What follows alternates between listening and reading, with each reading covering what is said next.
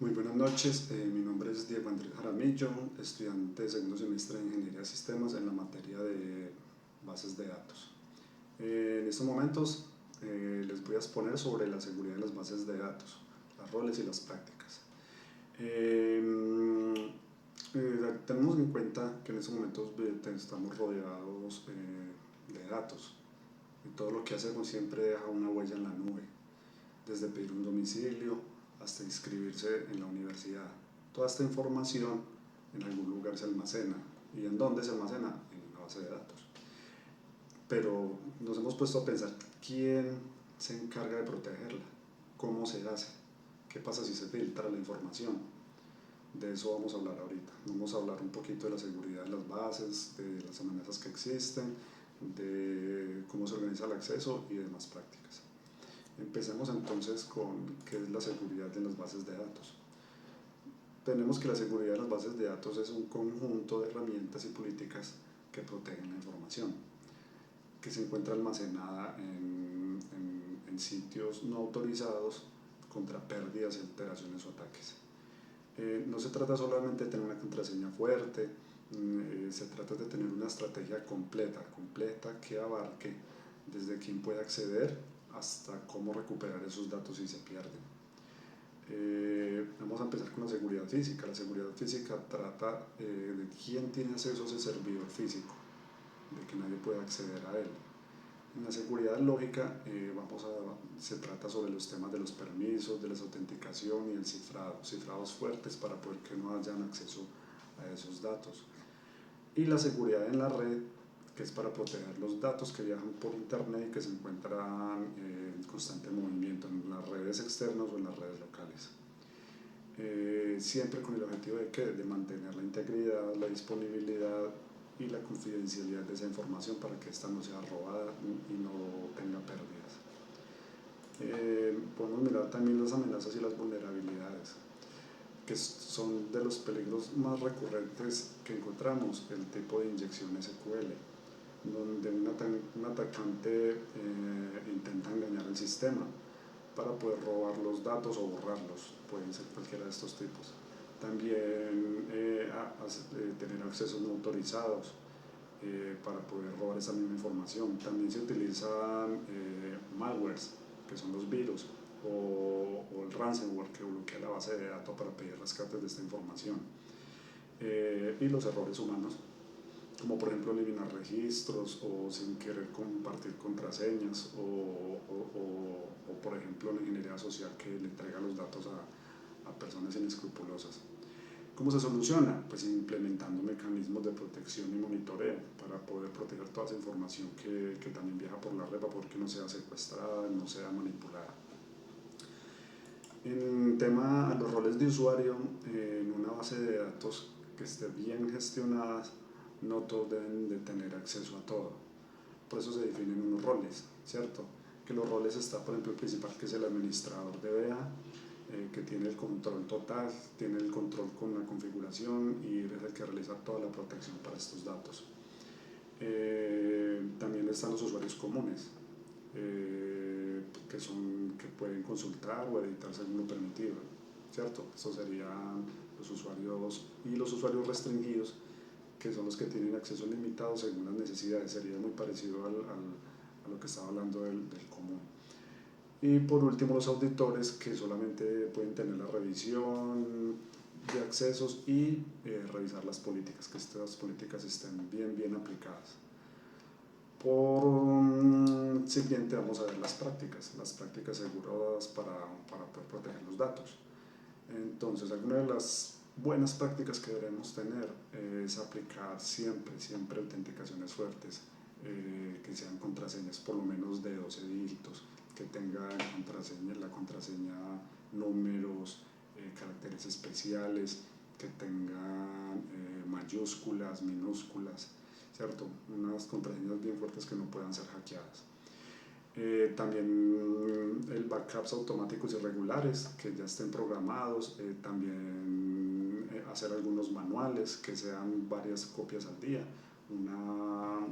por lo menos una completa al día, y hacer varias incrementales durante el día para que la información esté bien protegida y siempre se tenga a la mano la más reciente.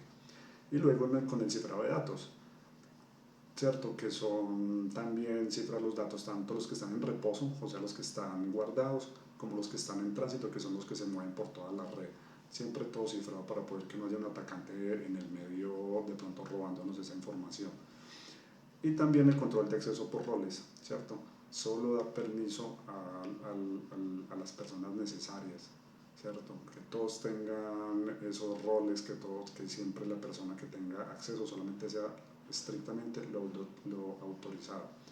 Y por último, el monitoreo y la auditoría de accesos, para que el sistema registre en la base de datos quién entra, quién consulta, y para poder que si algo falla se sepa qué pasó con ese fallo, si hubo robo de información, quién se la robó, en qué momento se la robó y desde dónde se la robó, ¿cierto? Entonces estas prácticas no son opcionales, son parte del diseño responsable de cualquier sistema que tengamos. Por último, también podemos aplicar a la auditoría de registros para poder verificar eso mismo, quién accedió al dato, a qué datos accedió, qué pudo leer o qué se pudo robar, desde dónde accedió, si accedió desde la misma empresa, si accedió desde el exterior, ¿cierto? Todos esos datos deben estar recolectados. Y también el día que lo hizo, para poder tener todo ese derrotero y poder realizar una buena investigación. También hay que tener en cuenta las normativas para el cumplimiento de la información sensible, de la información que se roban, que se protege, ¿cierto? Y también leyes y normas que aplican para custodiar esos datos y cómo debe ser la forma correcta de custodiarlo. En Colombia la principal es la Ley de Protección de Habeas Data, que protege toda la información sensible de los colombianos en la Ley 1581, que fue creada en el 2012. También podemos observar el RGPD, que es la Ley de Protección de Datos en Europa, y la IPA, que en Estados Unidos, este es un ejemplo de que trabaja la Ley de Portabilidad, Responsabilidad del Seguro Médico en Estados Unidos, ¿cierto? Que es la que se encarga de proteger la privacidad y la seguridad de la información médica en Estados Unidos.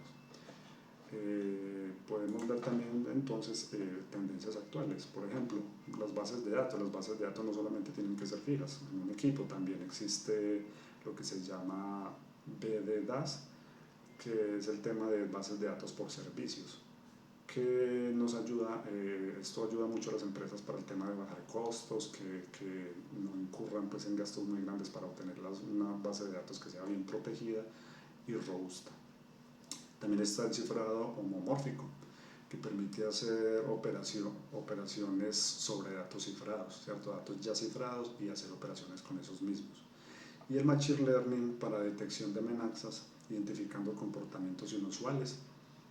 También está el Zero Trust, que es un enfoque donde nadie tiene acceso por defecto, ni siquiera dentro del mismo sistema, ¿cierto? O sea, nadie tiene acceso a todo, todos tienen roles para poder hacer los controles. Podemos ver un caso aplicado, ¿cierto? Donde una empresa mediana que maneja datos de clientes decide implementar las siguientes medidas. Entonces, ¿qué medidas va a tener? Un rol de DBA exclusivo para líderes de TI, ¿cierto? Usuarios de atención al cliente que solamente van a poder ver los datos, no pueden auditarlos, ¿cierto? Estos son roles definidos como lo vemos acá.